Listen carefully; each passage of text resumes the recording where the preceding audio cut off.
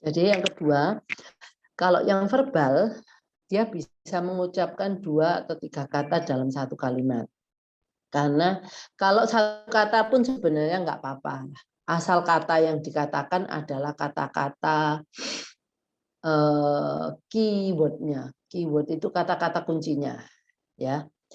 Terus dia bisa mengidentifikasi benda itu termasuk kosakata. Jadi dia dalam bentuk gambar bisa, dalam bentuk bendanya bisa. Terus yang selanjutnya adalah perilaku. Nah, kenapa saya tekankan dari awal, perilaku ini akan membantu dan akan menghalangi materi kita. Nah, jadi kalau perilakunya bagus, dia pasti akan membantu anak kita untuk mengerti apa yang kita harapkan dari dia. Karena dia sudah tidak ribut lagi masalah perilaku, ya. Tapi kalau anak kita tuh perilakunya tuh masih nggak bisa diarahkan, nggak bisa dikontrol, itu susah. Akhirnya kita akan jatuh memperbaiki perilakunya. Akhirnya materi kita tidak akan berjalan. Nah, karena kita bingung ngurusin perilakunya yang nggak mau kita arahkan sesuai dengan protokol materi ini. Nah, akhirnya seperti itu, ya. Mungkin saya pengen orang tua punya bayangan kenapa perilaku itu benar-benar harus kita bereskan di awal-awal, ya. Karena itulah. Nanti kita punya materi bagus. Oh, caranya gini-gini. Pada waktu kita jalankan, anak kita tidak bisa menerima arahan kita. Nah, akhirnya kita head to head dengan anak kita untuk masalah lain, yaitu masalah perilaku. Jadi bukan masalah yang mau kita ajarkan. Nah, itu perlu disadari karena belajar itu biasanya bukan salah satu yang disukai oleh anak. Memang ada anak yang suka belajar, ya, tapi itu jarang sekali, ya. Nah, kebanyakan anak-anak itu sukanya sesuatu yang menurut kita nggak ada benefitnya, nggak ada keuntungannya. Nah, jadi kita ingin mengarahkan anak untuk mendapatkan benefit dari aktivitas-aktivitas yang kita lakukan atau yang anak lakukan. Tetapi karena belajar itu biasanya bukan salah satu, ya kita akan terbentuk di sana. Nah, walaupun mungkin saya selalu ngomong, buatlah segala sesuatu jadi fun. Karena kalau nggak fun, akhirnya kita juga akan melakukan itu cuma sekali, ya. Mungkin kedua kali dia dipanggil udah nggak mau. Nah, jadi biasanya anak orang tua itu fail-nya, gagalnya bukan karena materinya, tetapi gagalnya karena orang tua tidak bisa mengarahkan anaknya. Nah, itu sudah langkah pertama sudah gagal. Apalagi kita mau lanjut ke langkah selanjutnya. Jadi perilaku ini, saya waktu itu pernah memberikan arahan sharing mengenai bagaimana membuat anak patuh terhadap kita. Dan terutama kalau dia melakukan aktivitas yang disukai. Biasanya berhubungan dengan gadget, dengan HP, dengan komputer. Nah, itu kalau apapun lah aktivitasnya. Tapi kalau disuruh anak sudah suka dengan aktivitas itu, kalau disuruh berhenti, dia pasti marah. Nah, untuk supaya kita tidak masuk ke dalam jebakan perilaku ini, maka kita harus bisa mengontrol perilaku anak kita. Nah, jadi salah satu daripada yang harus kita anak kita harus bagus itu adalah perilakunya. Karena di sini kita akan banyak kali melakukan intervensi-intervensi terhadap kesenangannya dia. Nah, biasanya anak-anak diintervensi marah, terus sudah nggak mau lagi untuk kita rayu apapun, nggak mau. Pokoknya kasih saya barang yang saya minta. Nah itu. Jadi kalau ibu dan bapak memang punya problem di perilakunya anak ini, tolong dibenarkan ini dulu. Kalau nggak gitu kita nanti akan jadi depresi, Bu.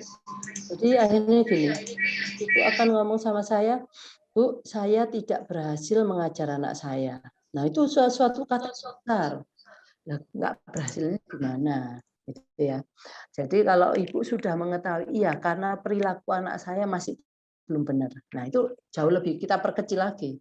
Apa yang membuat kita akhirnya nggak sukses untuk mengajar anak kita? Ya karena perilaku. Jadi kalau ibu sudah mengetahui apa yang menjadikan halangan untuk mengajar ke semuanya, ya lakukan itu dulu. Nggak apa-apa. Jangan kita melakukan ini, tapi perilaku anak belum selesai, akhirnya ibu akan gagal total semua, kita juga depresi, dan kita merasa kita tidak akan sukses melakukan apapun ke anak kita. Nah, itu kalau sudah punya perasaan itu, akhirnya kita akan berhenti melakukan semua intervensi terhadap anak kita. Nah, itu yang saya nggak mau. Ya, kenapa saya berikan step by step? Karena saya tahu yang mau diminta orang tua itu anak saya ngomong.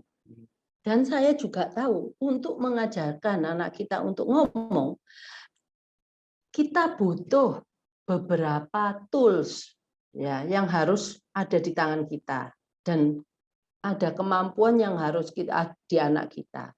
Nah, itu harus dipenuhi dulu, jangan langsung jam ke sini. Nah, kalau Anda mau coba, silakan. Tapi Anda tahu, nanti Anda akan lihat di mana Anda nggak bisa jalannya. Nggak bisa bagaimana nggak bisa menjalankan program ini dari sisi mananya. Itu yang penting untuk disadari oleh kita. Sehingga kita nggak jadi frustasi. Karena kita merasa, saya nggak bisa ngajar anak kita. Loh. Lain lagi, Bu, kalau kasus anak kita itu starting point anak-anak ini kan lain-lain. Kasus anak kita satu dengan lainnya tuh nggak sama. Jadi saya tuh kadang-kadang saya nggak terlalu memberikan komentar antara terhadap satu anak ke anak yang lain. Jangan selalu kita boleh membuat motivasi kita, oh anak saya nanti akan jadi seperti anaknya si A. Tetapi perlu kita sadari apakah si A ini sama enggak dengan kasus anak kita. Nah itu. Kedua, bagaimana mungkin orang tua si A itu memanage anaknya. Itu semua harus sama. Kalau sama persis, nah kita bisa mengharapkan output-nya, outcome-nya seperti si A. Tapi kalau enggak, maka yang harus kita lakukan lebih itu adalah mungkin kita harus melakukan lebih banyak hal ya karena starting point-nya mungkin anak saya lebih parah daripada anak si A itu. Terus yang paling penting juga sikap orang tua pada waktu mengajarkan ke anak itu juga sangat penting. Maksudnya gini, mungkin orang tua si A ini sangat konsisten. Dia benar-benar melakukan A to Z itu dengan sepenuh hati. Nah, kalau kita melakukannya hanya kadangkala, kalau saya senang saya lakukan, nggak senang ya nggak saya lakukan, ya pasti hasilnya nggak sama. Maka dari itu saya memang gimana ya, memang kita juga nggak bisa meminta orang tua untuk seperti ini nih. Nah itu kembali lagi ke orang tua yang bersangkutan. Jadi nasib setiap anak itu di tangan orang tua. kita boleh, saya senang bahwa ada acuan dari orang-orang tua yang sudah sukses, anaknya sudah, mampu, istilahnya mampu untuk, melakukan, performanya bagus, kita semua pengen seperti itu. Saya senang, karena itu akan jadi motivasi untuk, para orang tua lainnya. Tetapi jangan lupa, itu motivasinya boleh kita sama-sama, tapi kita sadari status anak kita yang diperlukan apa dan bagaimana orang tua si A itu melakukan, intervensi terhadap anaknya. Itu yang perlu ditiru, ya. Jadi nirunya itu bukan, hanya motivasinya, tetapi, apa yang sudah dilakukan orang tua si A ini terhadap anaknya. Bagaimana konsistensinya? Nah, itu yang mungkin kita juga perlu tiru. Terus yang terakhir ini, waktu itu saya pada waktu di program bagaimana ini, anak supaya nggak marah untuk kalau diminta berhenti melakukan aktivitas yang disukai itu, salah satunya menggunakan timer. Nah, timer ini salah satu yang kita perlukan dalam banyak intervensi. Karena dengan timer itu anak itu tahu kapan itu selesai. Nah, kapan itu mulai. Dan dia pun sudah tahu, oke kalau kita sudah sukses melakukan terapi behavior ini, wis kita nggak akan ada masalah dengan anak lah. Dengan timer dia tahu, oh timer ini aku cuma boleh main sekian. Nah, mungkin aku masih bisa meminta perpanjangan kalau aku minta lagi. Nah, itu ada, itu semua anak sudah mempunyai protokol itu di dalam di benaknya gitu loh. Jadi kita udah nggak bingung masalah itu ya. Oke, jadi anak sudah tahu bagaimana penggunaan timer, kapan kalau timernya selesai. Kalau ibu pakai jam pasir ya, kalau jam pasirnya pasirnya udah dibahas semua berarti sudah selesai. Nah, kalau banyak yang di atas, oh berarti aku masih bisa melakukan lagi aktivitas yang aku sukai. Nah, itu aja. Oke. Kita asumsikan anak-anak ini sudah bisa seperti ini.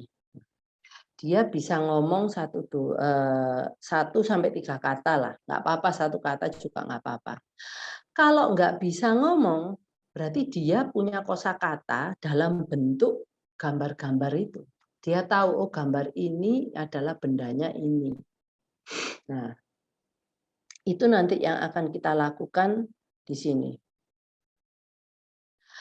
Kalau kita mau memulai, kita harus punya list benda atau aktivitas yang disukai anak. Nah, jadi karena nanti kita itu mau melakukan suatu stimulasi atau provokasi ke anak. Tapi untuk menjamin provokasi kita sukses. Nah, itu harus kita memprovokasi dengan sesuatu yang tepat. Nah, apa ya itu yang sesuatu yang tepat? Bisa juga pakai benda, kita tahu oh, pakai benda ini yang disukai. Kita tahu aktivitas-aktivitas ini, permainan apa yang disukai dia. Jadi di sini karena dia sudah bisa komunikasi satu arah, saya begitu bicara mengenai benda itu, dia sudah ngerti. Umpamanya saya ngomong, oh es krim. Wah, dia sudah tahu es krim itu apa. Karena itu dia mengerti dan dia juga menyukai. Nah, kalau mengerti saja tapi tidak menyukai, ya percuma. Anak Anda nggak suka es krim. Dia kebetulan anak yang nggak suka sesuatu yang dingin. Kita milih benda es krim. Nah, kita ngomong sampai berbusa pun nggak akan dihiraukan oleh anak. Jadi yang penting adalah anak mengerti mengenai benda itu. Kalau kita bicarakan komunikasi satu arah sudah terjadi, sudah bisa. Nah, habis itu dia juga suka sama benda tersebut. Atau aktivitas kalau anak ini suka meronce. Saya ngomong meronce, wah dia sudah tahu. Karena dia suka meronce dan juga mengetahui satu arah meronce itu apa. Jadi kosakatanya dia sudah. Nah, pada waktu dia sudah tahu itu semua, nah kita pengennya anak ini suka meronce, ya. Terus kita maunya anak ini bisa minta secara, anak ini umpamanya sudah verbal, anak ini bisa minta secara verbal kepada kita mau meronce atau meronce aja. Itu sudah suatu hal yang luar biasa karena dia sudah memulai berkomunikasi dari dirinya sendiri tanpa kita menawar-nawarkan ke dia. Kamu mau meronce enggak? Nah itu lain, itu satu arah. Nah kalau saya pengennya, kita kan pengennya anak kita itu tiba-tiba datang ke kita mungkin ngomong minta minum. Nah itu komunikasi dua arah dari dia.